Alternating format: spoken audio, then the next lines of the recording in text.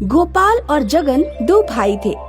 गोपाल का गांव में एक छोटा सा ढाबा था और जगन शहर में एक कैंटीन चलाता था।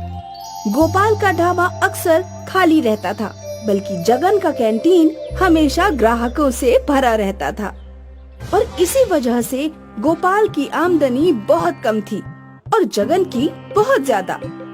गोपाल को अपनी बेटी को इंग्लिश मीडियम स्कूल में पढ़ाना था। शोभा, इस महीने भी बस 10,000 की कमाई हुई है। इतने कम पैसों में कैसे होगा सब? आप चिंता मत कीजिए, सब कुछ हो जाएगा। इस बरस मैं राधा का इंग्लिश मीडियम स्कूल में एडमिशन करवाना चाहता था। कोई बात नहीं, अगर इस बरस नहीं हो पाया तो अगले बरस कर लेंगे। इस साल राधा सरकारी स्कूल में ही चली जाएगी। यही बात पिछले साल भी तुमने बोली थी। कैसा बाप हूँ मैं, अपनी बेटी का एडमिशन भी नहीं करवा पा रहा हूँ। अब आप जानबूझ के तो ये सब नहीं कर रहे हैं ना, आपकी मजबूरी है। हौसला रखिए, धीरे धीरे सब ठीक हो जाएगा। उस दिन गोपाल बहुत निराश था। उसने अपने भाई जगन को फोन लगाया। हाँ भैया, बोलिए। और सब कैसा चल रहा है? सब ठीक है। अच्छा सुन, मुझे तेरी मदद की जरूरत थी। राधा के एडमिशन के लिए पैसों की जरूरत है। अब आपसे क्या छुपाएं भैया, आजकल कमाई ही नहीं है। मैं यहाँ कैसे अपना गुजारा कर रहा हूँ ये मुझे ही पता है। अगर मुझसे हो पाता तो मैं जरूर करता। ठीक है, कोई बात नहीं, तुम अपना ख्याल रखो। जी भैया। जगन ने अपने बड़े भाई को सरासर झूठ बोल दिया। जगन की कमाई तो दिन दुगनी रात चौगनी हो रही थी, पर वो स्वार्थी था। भैया को लगता है कि मेरे पास पैसों का पेड़ है, जब आफत आई कॉल लगाया, पैसे पहुंच जाएंगे। अच्छा है मैंने भैया को झूठ बोल दिया, अब वो दोबारा मुझसे पैसे नहीं मांगेंगे। और यहाँ गांव में गोपाल सोच रहा था कि वो क्या करे। कुछ तो ऐसा करना पड़ेगा जिससे ज्यादा ग्राहक आए, पर क्या करूं? वो सोच ही रहा था कि तभी उसके ढाबे के सामने दो साधु महाराज आए। इतनी देर से चल चल कर बहुत भूख लगी है, पर हमारे पास तो पैसे ही नहीं है और यहाँ इस गांव में किसी ने हमें भिक्षा भी नहीं दी। अब हम क्या कर सकते हैं? गोपाल बहुत दयालु था। उसने दोनों साधु महाराजों को अपने ढाबे में बुलाया। आइए महाराज, अंदर आइए। पर बेटा हमारे पास तुम्हें देने के लिए पैसे नहीं है। कोई बात नहीं, आपको भूख लगी है और मेरे पास खाना है। बड़े ही धनी इंसान हो तुम। नहीं महाराज, मैं तो बहुत गरीब हूँ, इतना गरीब कि मैं अपनी बेटी का स्कूल में एडमिशन भी नहीं करवा पा रहा। मेरी बेटी का एडमिशन मेरे बस में नहीं है, पर आपको भोजन तो करवा ही सकता हूँ। आप बैठिए, मैं अभी भोजन लेकर के आता हूँ। गोपाल दोनों साधु महाराज के लिए दाल मखनी और रोटियां ले आया। धन्यवाद बेटा। भूखे साधुओं ने भोजन ग्रहण करना शुरू कर दिया। जब उनका भोजन हुआ तो गोपाल उनके पास आया। तुम बहुत ही निस्वार्थी हो। तुम्हारी अच्छाई ने मेरे मन को मोह लिया है बेटा। मैं तुम्हें कुछ देना चाहता हूँ, एक जादुई मंत्र। ओम अन्नपूर्णाय नमः। अब से रोज तुम दाल मखनी बनाते वक्त इस मंत्र का जाप करना और हर दिन कम से कम 10 गरीबों को खाना खिलाना। भगवान तुम्हारा हमेशा भला करे। जी महाराज। गोपाल ने दोनों साधुओं का आशीर्वाद लिया और वो साधु वहाँ से चले गए। अगली सुबह गोपाल ने अपना ढाबा खोला, सफाई की और फिर खाना बनाने की शुरुआत की। उसने दाल चढ़ाई। ओम अन्नपूर्णाय नमः, ओम अन्नपूर्णाय नमः, ओम अन्नपूर्णाय नमः। गोपाल दाल मखनी बनाते बनाते उस दिव्य मंत्र का जाप कर रहा था। जैसे ही उसकी दाल मखनी बन गई, उसके ढाबे पर ग्राहकों की भीड़ लग गई। अरे भाई, क्या दाल मखनी मिलेगी? हाँ हाँ, अभी लाया। मुझे भी दाल मखनी चाहिए भाई। आप सभी लोग बैठिए, मैं सबके लिए दाल मखनी लाता हूँ। गोपाल जैसे जैसे दाल मखनी बनाता गया, वैसे वैसे ग्राहकों की भीड़ लग जाती थी।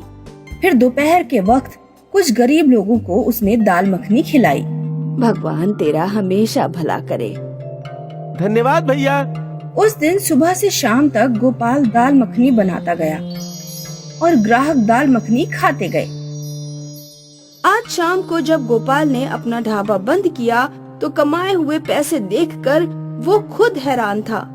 एक ही दिन में 10,000 रुपए, बाप रे।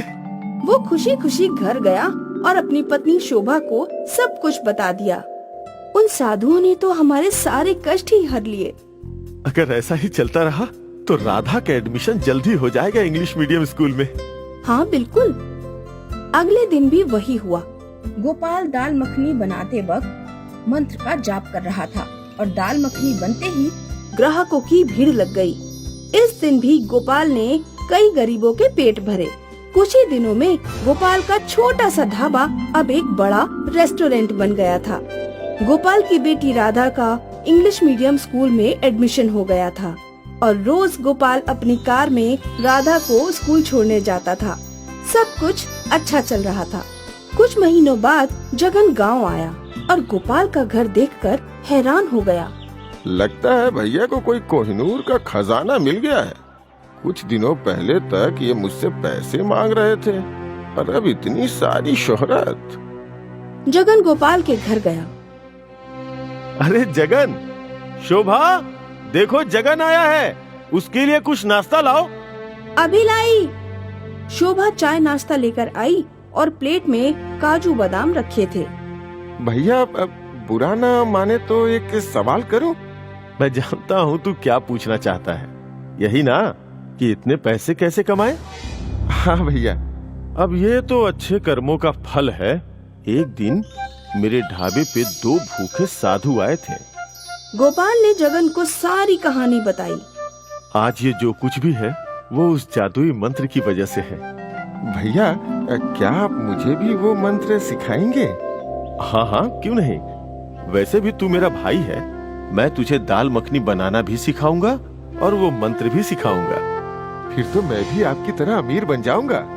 पर याद रखना, तुझे रोज 10 गरीबों को दाल मखानी खिलानी होगी। जी भैया। गोपाल जगन को अपने घर के किचन में ले गया।